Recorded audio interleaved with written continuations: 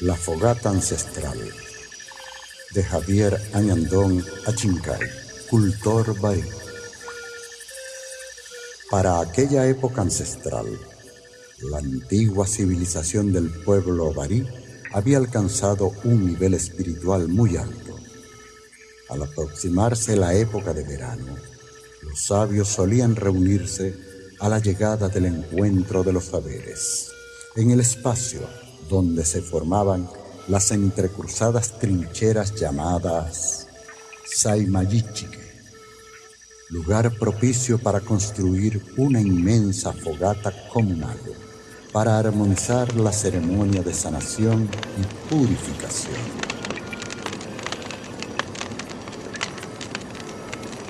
El encuentro lo iniciaban los guerreros emulando los sonidos de las aves y practicaban la danza de los animales. El encuentro cada vez se hacía más interesante al escuchar la profundización de la oralidad abordado por el angelical señor de los proverbios, llamado Bashidou, que lo iniciaba con un tono de voz poético, describiendo la teología ancestral y poniendo a la luz de todos la simbología del fuego dentro de la constelación del mundo mágico religioso, así como la interpretación del universo y la concepción divina del plano espiritual con relación al mundo de la vida terrenal. Así lo hacía.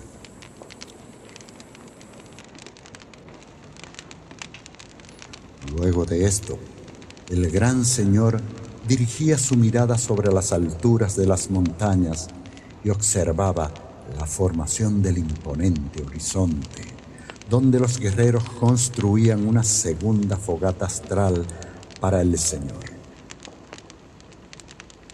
Estos tomaban una simbólica ceniza y se la recibía el sabio señor de las curaciones llamado Obiatou. Entonces, este sabio señor entonaba una melodiosa canción y esparcía la ceniza sobre los hombres y las mujeres para purificarles y darles protección. Así lo hacía.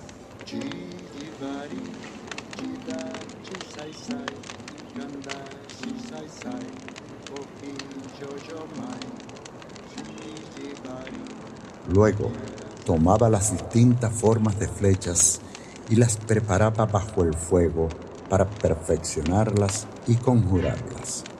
Asimismo, ordenaba a los guerreros expandir las flechas en orientación norte-sur, este-oeste, y era allí cuando se establecían las direcciones de las entrecruzadas trincheras y a su vez visualizar la llegada de los hombres que traían su barba larga y su coraza plateada, para poder esclarecer los valores y principios que estaban siendo tomados en turbulencia por estos personajes.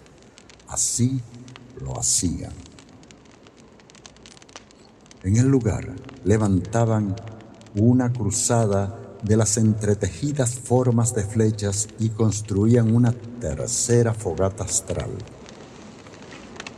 Al momento, la llama de fuego les iba mostrando las palabras del mal lenguaje, las de mentir, calumniar, asesinar, torturar, corromper, secuestrar. Además, aseguraban diciendo: este camino no es nuestro camino. Ninguna de las palabras tiene expresión equivalente en nuestra lengua, porque esas acciones jamás suceden en nuestro pueblo habitante de esta selva. Así sucedió. Sobre estas expresiones le permitió a los sabios barí de la época poner a la luz de todos la memoria del pasado, del presente y del futuro, que significaron la terrible odisea del conquistador para colonizar a los barí y las grandes cruzadas para ese pueblo por defenderse.